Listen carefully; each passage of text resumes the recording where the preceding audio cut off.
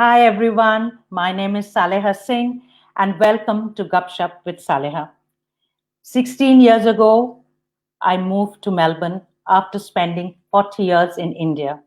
And it's only when I moved to Melbourne did I realize what multiculturalism was all about.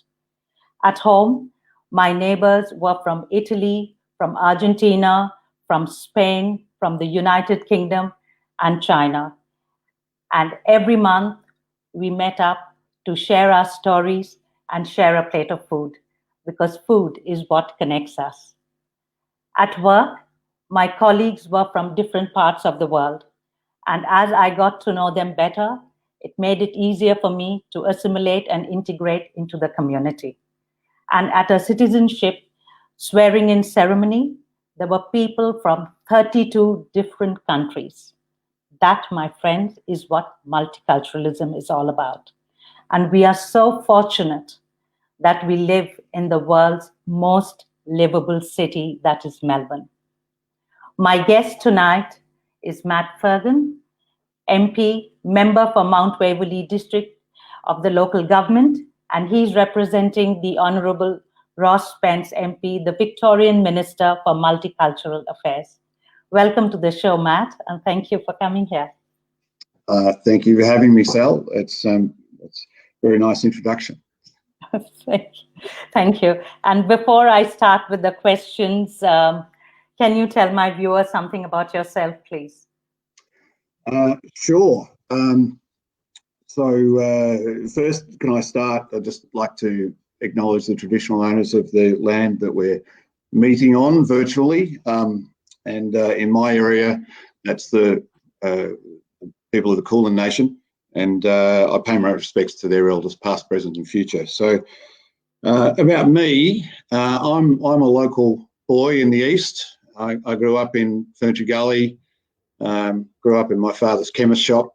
He had the shop down in Station Street, Ferntree Gully, and my grandparents lived in Oakleigh. So we spent many, many weekends there, and I've been in Monash, I guess, pretty much all my life, on and off.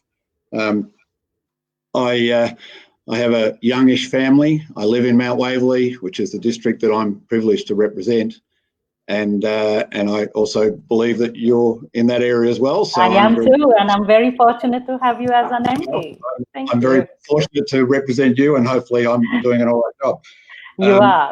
Thank you, Matt. So, look, I love the area that I live in. Rebecca and I chose it 10 years ago to raise our kids and bring them up. And, we have fantastic schools and parks, and it's just a great place to raise a family. It's also a great community that we have. And I really go to what you said about your neighbours and, the connections of that community.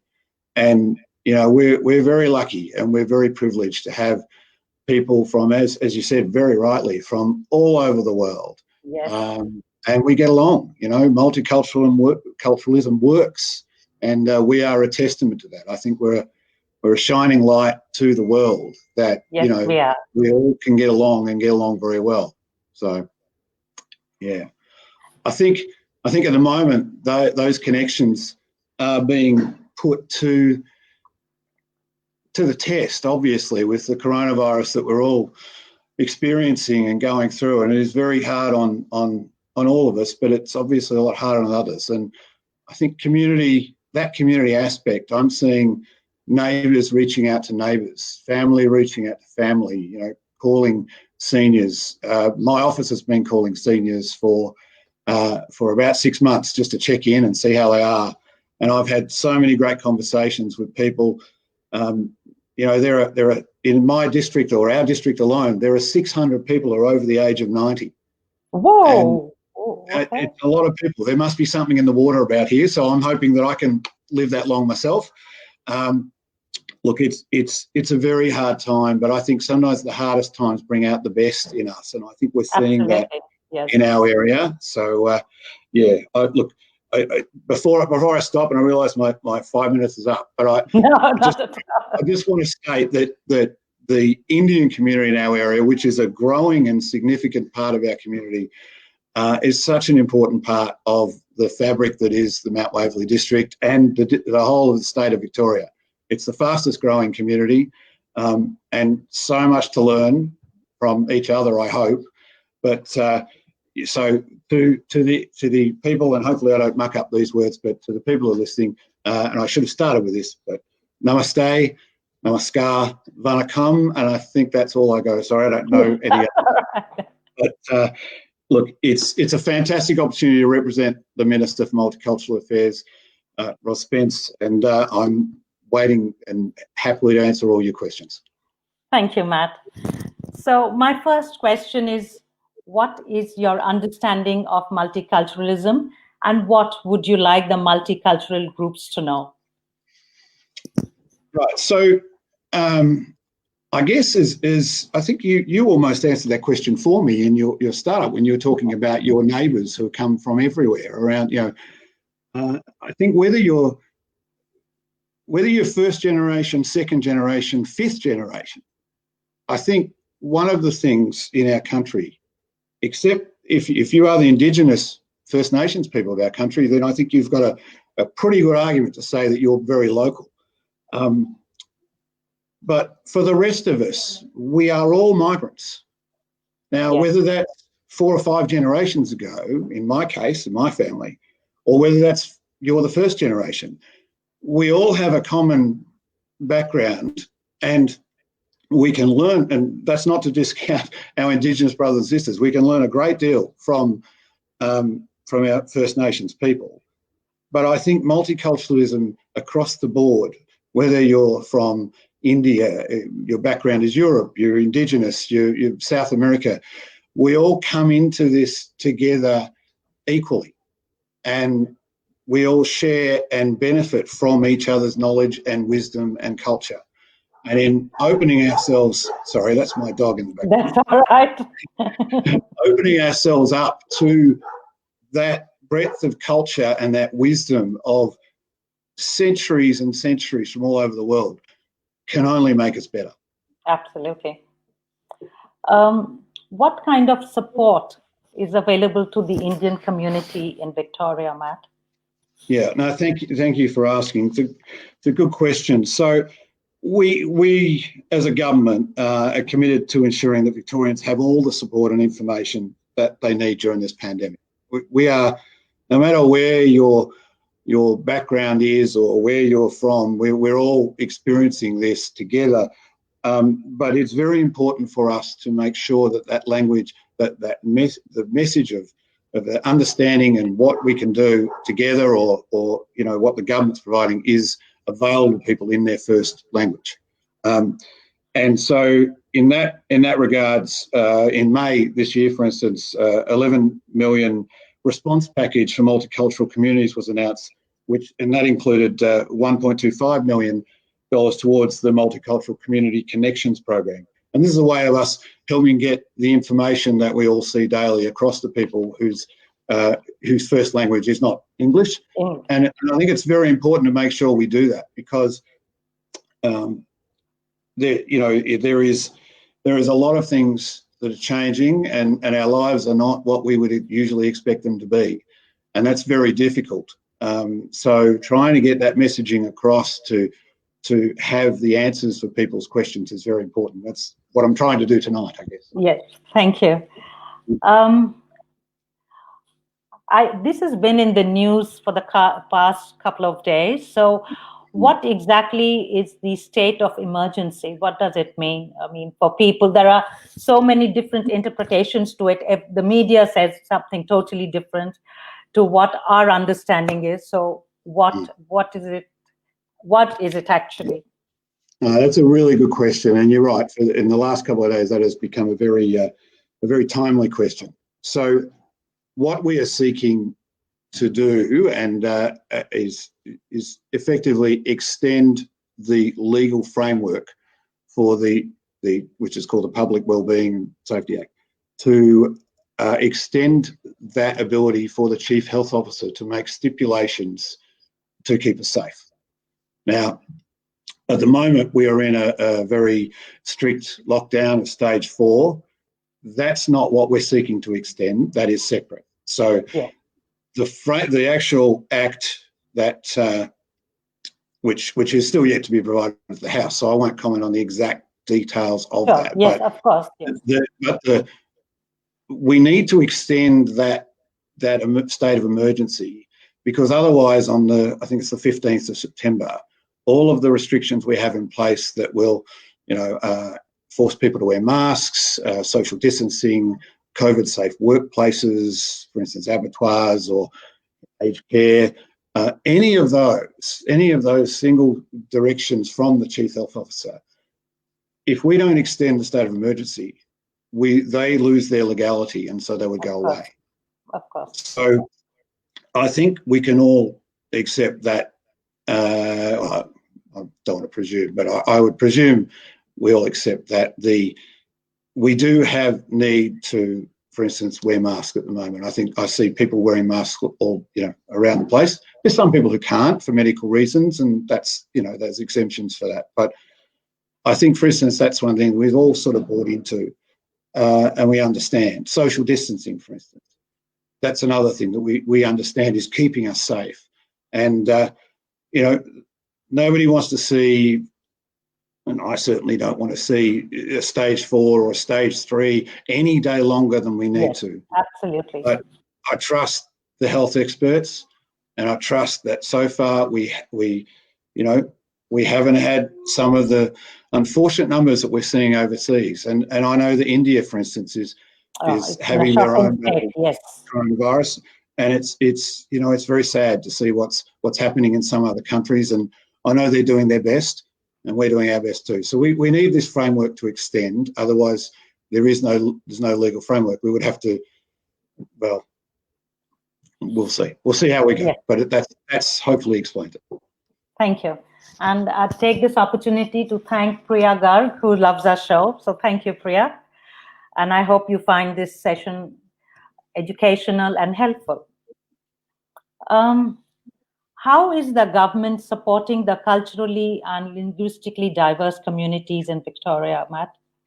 Yeah, so government has been supporting those communities since the start of the pandemic, and with, as I said before, with a high number of dollars that have been used for advertising campaigns, as well as a series of community roundtables.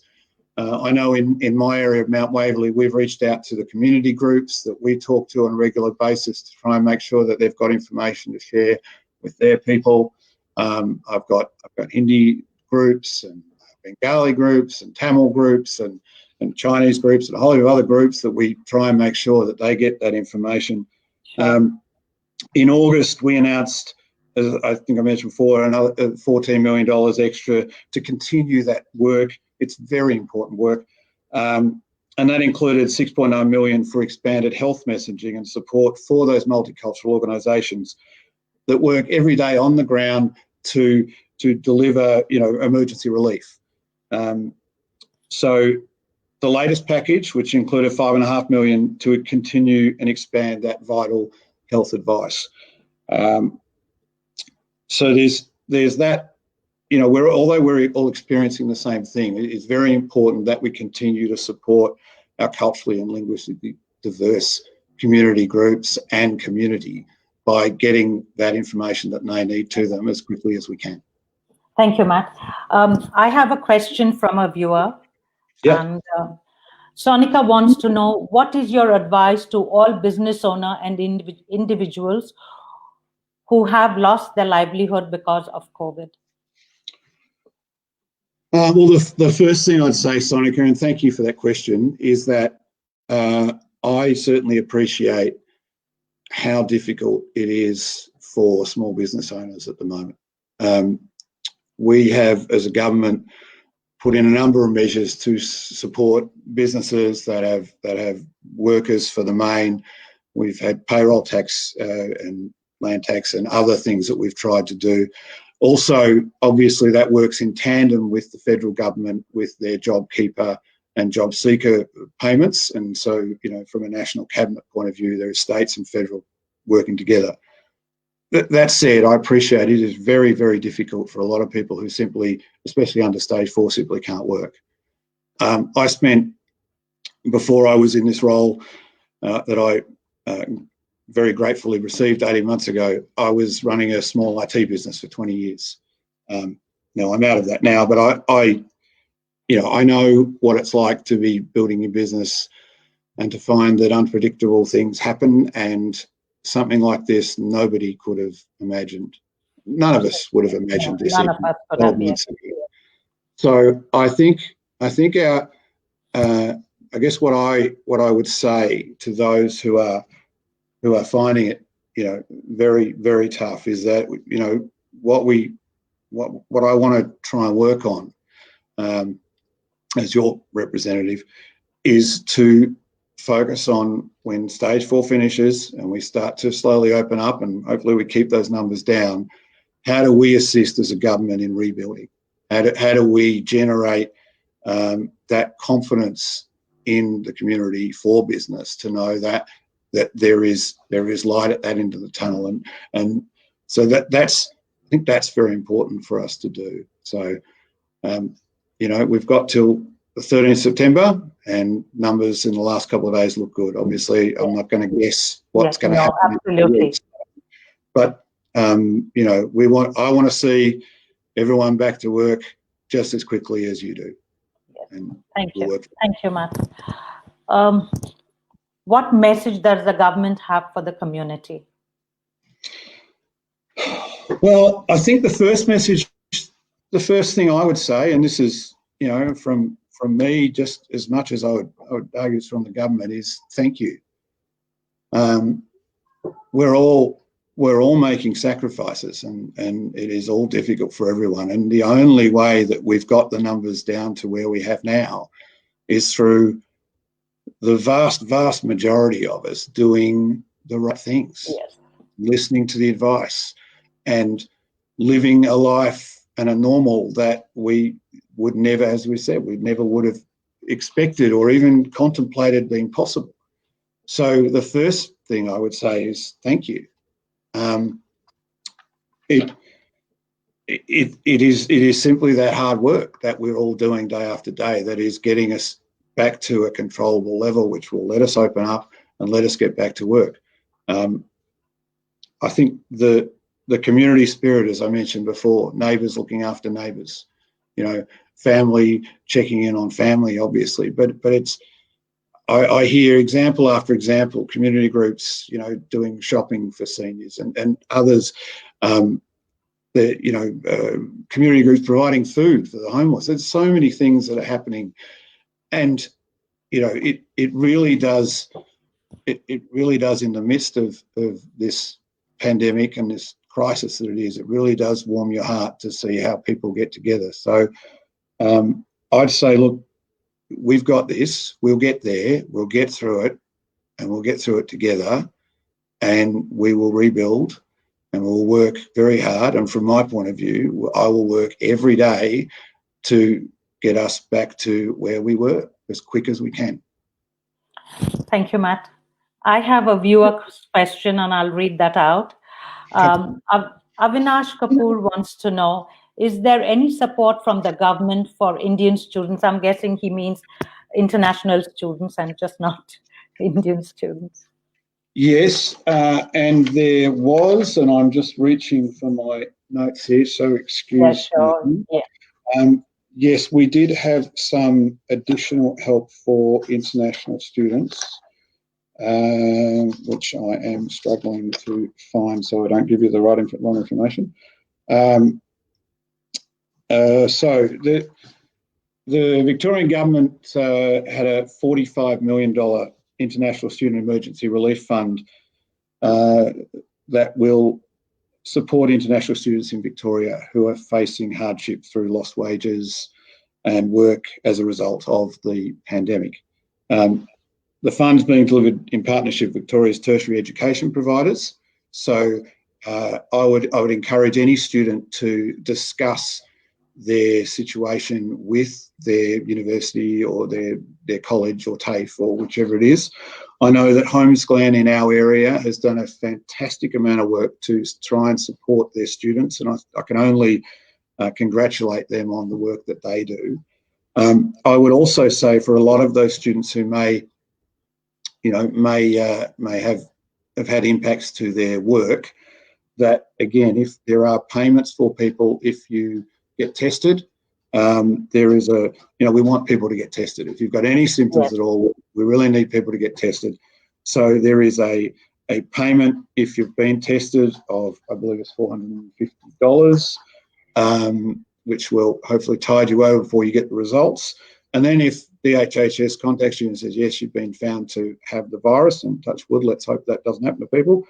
But there is another payment of $1,500, so that hopefully that tides people over so that they don't feel they have to go to work, because we really don't want anyone who's positive with the virus to be working. We need us all to stay home and quarantine, and that's the way that we'll keep those numbers down.